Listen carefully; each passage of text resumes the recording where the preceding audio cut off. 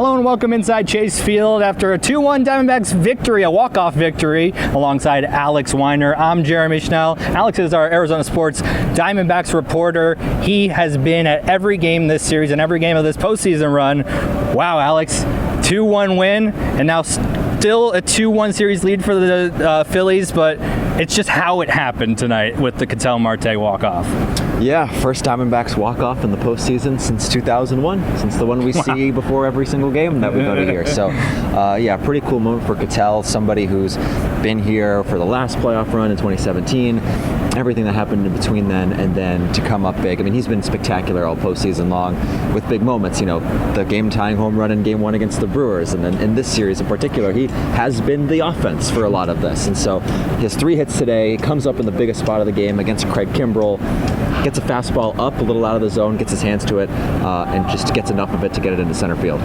And you would want it to be Catel Marte. Everybody, you know, talks about who's the MVP of this team.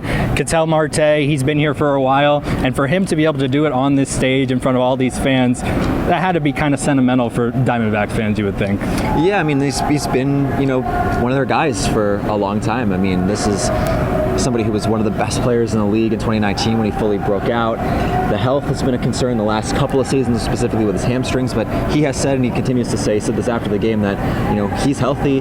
This is as healthy as he's been in a while as far as a full season is concerned, and he has a ton of confidence in himself as a player when he's able to give it his all. And, you know, as we've been seeing, I mean, he's been hugely dynamic, and he's kept them alive in this series today.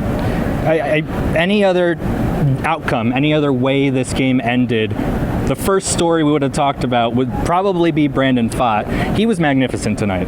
Yeah, he was great. I mean, he said after the game, just, you know, as far as what he was trying to do was working the quadrants, kind of changing the eye levels. The sinker looked really good. He was able to kind of balance the fastball sinker with his other pitches. And, you know, Pitching Ninja on Twitter posted sort of an overlay. And some of the tunneling that, you know, the ball's coming in on a sweeper and a sinker, you know, deep into the hitter's view before they split off. He was locating really well, and, you know, Pfaadt is a pitcher who, you know, obviously had his lumps early in this season, early in his major league career, but he has continued to get better and better, and for him to come out in a potentially series clinching atmosphere against the Dodgers and get it done, huge. Here they needed to win in order to stay alive and not go down 3-0, and he was awesome against a lineup that's been clicking. So it's just an awesome growth story for what we've seen out of Brandon Pfaadt this season. I'm right back at it again tomorrow for this series. 2-1 Phillies lead, as I mentioned before. If the Diamondbacks win tomorrow, they force this series back to Philadelphia. But let's not get ahead of ourselves. What do the Diamondbacks have to do tomorrow? Because it seems like they're still struggling to get those runs across onto the scoreboard right now. Yeah, tomorrow's going to be a little bit funky because they're going to go with an opener with Joe Manaply. We'll see whether, you know, they go Slade Ciccone for a few innings or Ryan Nelson for a few innings, or if they just go all in on the bullpen game.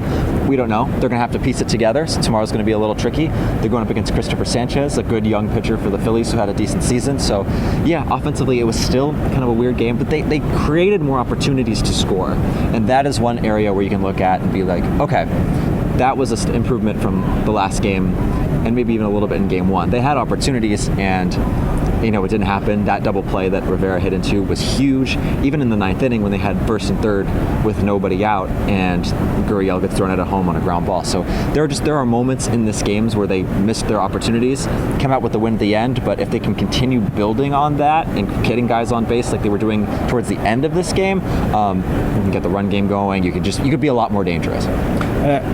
This was the first time in this series that we saw Ginkel. It was the first time in this series we saw Sewald. So does that bode well for the rest of this series, because that they've been so well rested, they're able to potentially pitch in a high leverage situation tomorrow as well? Yeah, you'd think so. I mean, I imagine everybody's going to be available for tomorrow anyway. You know, Ginkel, 14 pitches, 1-2-3 inning. Sewald, he walks Harper, but ultimately not a ton of pressure pitches. A little bit at the end there to Alec Bohm, but he got it done. Took a few more pitches than I think a lot of people would have liked to see based on where the pitches ended up on sort of the box, the strike box, but either way, he got the strikeout and got out of the inning. So, yeah, I wouldn't imagine anybody's going to be down for tomorrow. If they're going to need both those guys, then I'm sure that they'll be available for sure. This crowd was pretty great tonight in terms of what you saw and what you've seen throughout the years here at Chase Field. it has to be up there with some of the best crowds we've seen here, right? Sure. I don't know if it got quite as loud as the Dodgers game, but that was the Dodgers. They hit 4 home runs in one inning. They were up the whole time. So it was a little bit different. But no, it was a great crowd. You see all the noise before the game about like comparing it to Philly and like all the Philly fans going to buy out the stadium, that kind of thing. But no, it was, they announced it as a sellout. It looked like a sellout. And the Diamondbacks fans were really loud for a lot of this game, especially when Pfaadt was pitching. Even booed their own manager at one point. Because they took out a guy with 5 2/3 scoreless innings. Obviously, we know why they did that. Yeah. But for the fans, you want to see him continue to keep going. You like the decision to take Pfaadt out there? I don't know, like or not like. I mean, we knew that he was going to do something like that. Yeah. 18 batters has been the baseline for what they want out of him. And you don't want to see him possibly go through that order 3 times, and they get a chance, especially with Schwarber, Harper, and Turner at the top of that order. You don't want that group of players to see a pitcher 3 times, especially if it's a rookie in his third postseason start now. Well, they clearly did. So that's the decision. I mean, he struck out Kyle Schwarber twice earlier in the game. He said after the game that he wanted to face him again, but he understood the decision. It was just one of those things where they clearly had a hard cutoff line.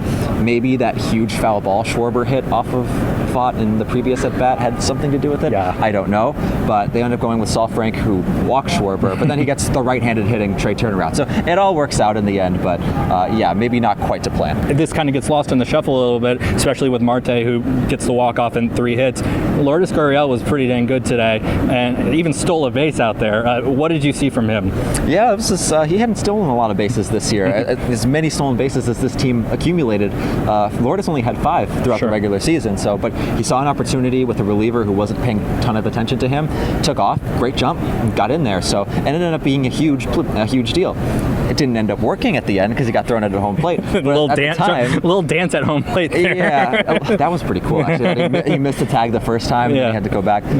Almost a really cool play. Can you imagine if they had won on him like jumping over JT Realmuto? It would have been a little anticlimactic if the ump called him out and he was actually safe and they had to replay it, though. And then they jump on him afterwards. Yeah. But no, Lourdes, that was he came up clutch with that double down the line, just out of the reach of Alec Boehm, who's played terrific defense for the Phillies in this series.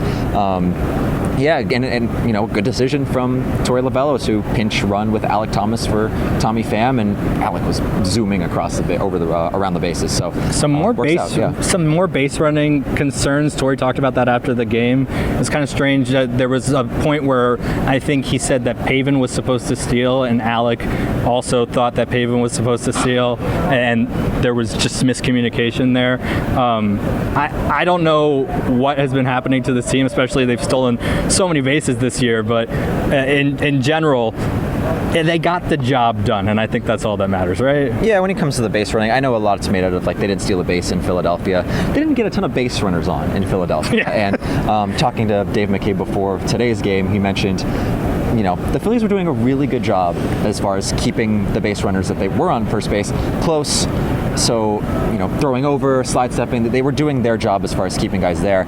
And when you don't create a ton of opportunities to steal, then that's kind of what you see out of that. So, today they got a few more, but you'd like to see them continue to get more guys on base than they have in this series so far. Well, we'll be here tomorrow night as well as Saturday. You can check out everything Alex does on ArizonaSports.com as well as the Arizona Sports app, and keep it locked to 98.7 and the Arizona Sports app as we cover this NLCS series. 2-1 Phillies lead. The Diamondbacks looking to tie things up tomorrow. We'll see you there.